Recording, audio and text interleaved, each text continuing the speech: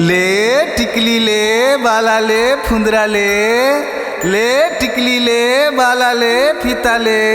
ए मनिहारी वाले का धरे हा? जमो चीज धरे हो जी, का लेबे बताना। ऐसे का?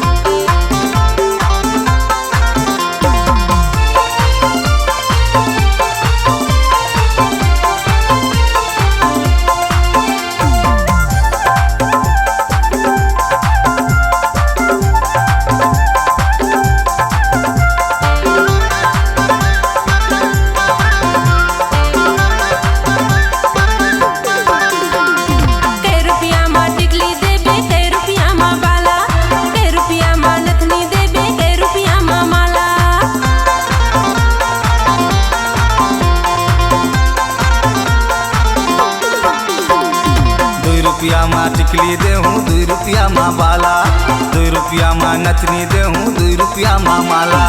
करथो मैं हर हला हला ले लो झारा झारा, करथो मैं हर हला हला ले लो झारा झारा। लेबे की नहीं नोनी बता दे दोबारा। नोनी सोत सोत सोत 5 रुपया माँ सोत, नोनी सोत सोत सोत 5 रुपया माँ सोत।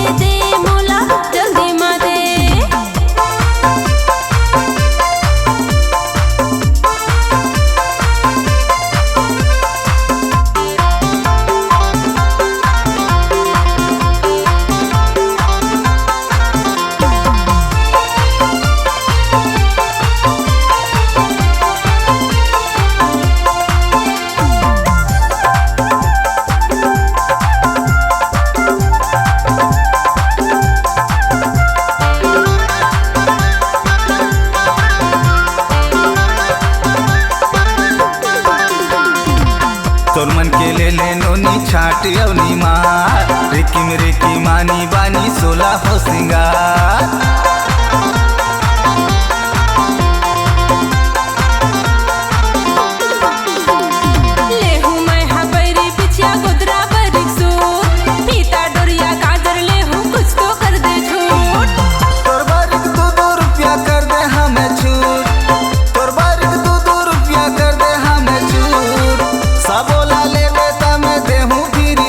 नोनी सोत सोत सोत 5 रुपया माँ सोत, नोनी सोत सोत सोत 5 रुपया माँ सोत।